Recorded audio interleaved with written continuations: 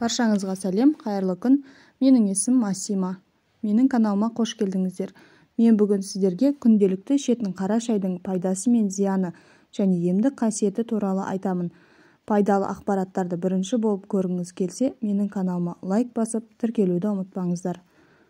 Қайнаған шай шипалы, ал ұзақ тұрып қалған шай жылан уынан улы деген шығыс даналығы бар.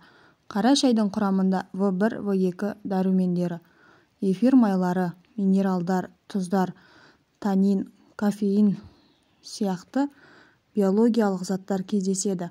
Диетолог мамандар күнделікті 7-8 кесе қара шай ішуге кеңес береді. Қара шайдың пайдасы.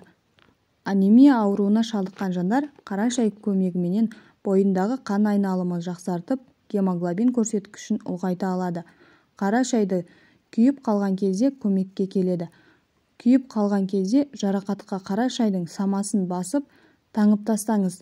Қара шай бүйрек, бауыр, өт жолдарын зиянды қалдықтардан тазартып, ас қорыту жүйесін жақсартады. Есте сақтау мен ойлау қабілетін жақсартып, көздің көру деңгейінің көтерілуіне жол береді. Көз ауруларының алдын алады. Ол үшін көз айналасын жуып тұру керек. Жүрек, жүйке, өкпе және онкологиялық аурулардың алдын алады. Тіс эмалін әлсіретуден сақтайды. Кариесті болдырмайды. Ішек аурулары кезінде қою қара шай ішкен абзал. Қара шай құрамындағы микроэлементтер ішек инфекцияларын сыртқа шығарып, асқазанды тазартады. Қара шайға лимон, бал немесе қант қосып ішсе, иммунитет күшейеді. Суық тиіп, тұмаумен ауырған кезде көп мөлшерде лимон немесе бал қосылған ыстық қара шай ішкен дұрыс. Қара шай қант диабетінен сақтайды. Бірақ бұл жағдайда оны қант немесе тосап бал қосса ішуге болмайды. Қара шайға сүт қосып ішсе, оның пайдасы арта түседі. Сүт қара шайдың құрамындағы элементтермен бірлесіп, адамға сергектік беріп, созылмалы аурулардың да алдын алады. Шайдың пайдасымен бірге зияны да баршылық екен. Сондықтан бұл сусынды да іше білу керек. Қара шайдың зияны. Аш қарынға салқын қара шай ішу, аш қарынға қою шай ішсеңіз, оның салқын табиғаты көкбауыр мен асқазанды суытып жібереді екен. Тым ыстық шай. Тым ыстық шай тамағымызды, өңеш пен асқазанды қоздырып, ыстық шайды көптеп ішу бұл органдардың ауруына да алып келуі мүмкін. Шайдың температурасы 56 градустан жоғары болмау керек. Салқын шай.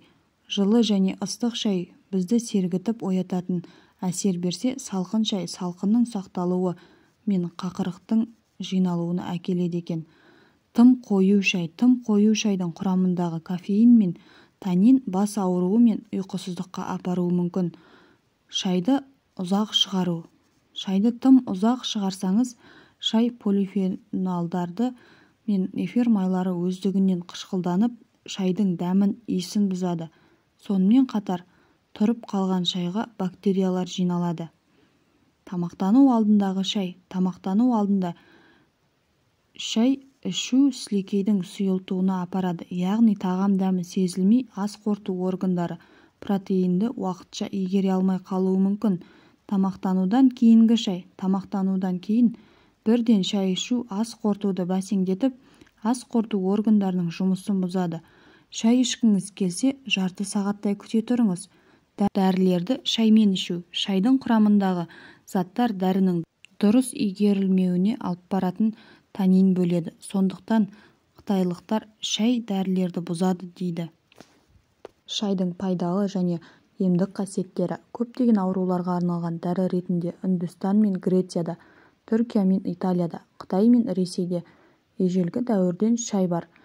Әлемнің әрбір бұрышында шай ауруларды емдейді, шөлді суытады және шаршауды жеңілдетеді, суықтан жылынып, күйікті кетіреді деген. Ежелгі уақытта жас шай жапырақтары азық-түлік ретінде пайдаланылған, ал ескі жапырақтары дәрілер ретінде пайдаланылды. Сондықтан көне кітаптарда жазылған шайдың дәрілік мәні бар. Шайдың емдік қасиеті де бар. Қара шайдың емдік қасиеттері. Қара шайдың құрамында бактерия мен қабынуға қарсы қышқылдар бар. Ол сұйықтықты жақсы сіңіруге көмектеседі. Солайша диарея мен іштің кебуінен арыласыз. Ал қара шайдың дымқыл қалташалары терінің тілінген жерін, ара секілді жәндіктердің шаққанынан, конъюнктивитпен ауыратын, қызыл иек пен көз айналасында пайда болған ісінулерді азайтады. Қалақайдан болған күйік кезінде бірнеше дымқыл қара шай қалташаларын қойса болғаны қышу басылады.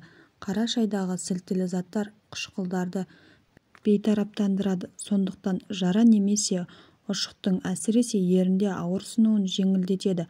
Салқындаған ылғал шай қалташаларын зардап шеккен аймаққа қойыңыз. Процедураны 3-4 күнде қайталау керек. Аяқты қара шаймен шаю бактерияларды өлтіреді және жағымсыз иісті азайтып, тершеңдікті жояды. Өйткені қара шай тері саңылауларын бекітеді. Менің видеом сіздерге пайдалы болса, лайк басып, каналыма тіркелуді ұмытпаңыздар.